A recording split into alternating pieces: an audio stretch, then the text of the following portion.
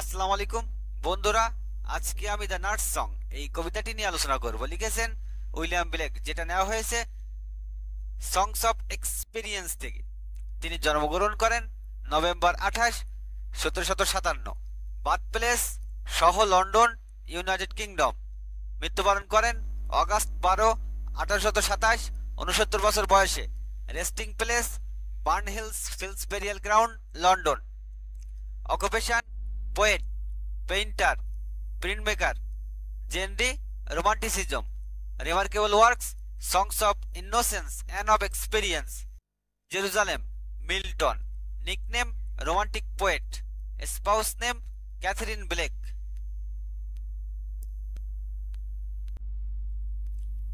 স্ট্যানজা 2, lines of poem 8। When the voice of children are heard on the green, যখন সবুজ মাঠে শিশুদের হাসির শব্দ শোনা যায়, and laughing is heard on the hill, পাহাড়ে তাদের কোলাহল শুনি। My heart is at rest within my breast, তখন আমার হৃদয় প্রশান্ত হয়। and everything else is still, সবকিছু যেন থেমে যায়।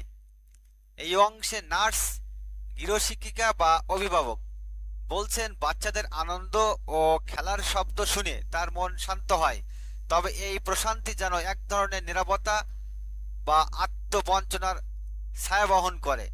দেন come home my children, the sun is gone down, তবে এবার ঘরে ফিরে এসো বাচ্চারা, সূর্য ডুবে গেছে। And the dews of night arise, রাত্রে শিশির পড়ছে।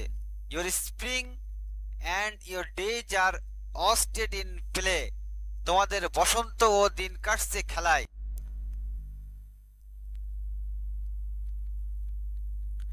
And your winter and night in disguise, আর শীত ও রাত কাটবে ছলনায়।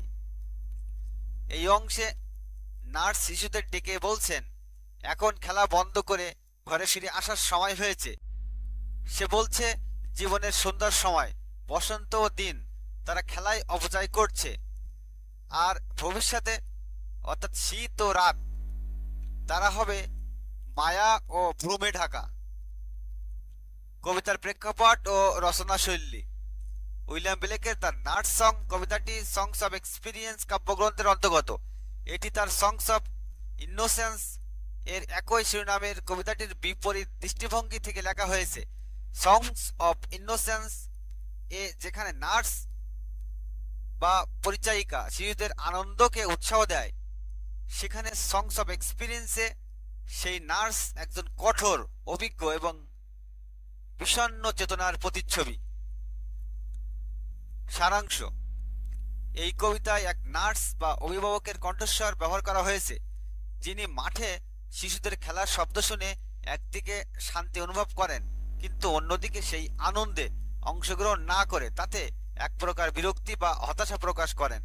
প্রথম স্তবকে নার্স বলছেন শিশুদের হাসি ও আনন্দময় শব্দ শুনে তার বুকের ভেতর কিছুটা প্রশান্তি আসে, সবকিছু থেমে যায়।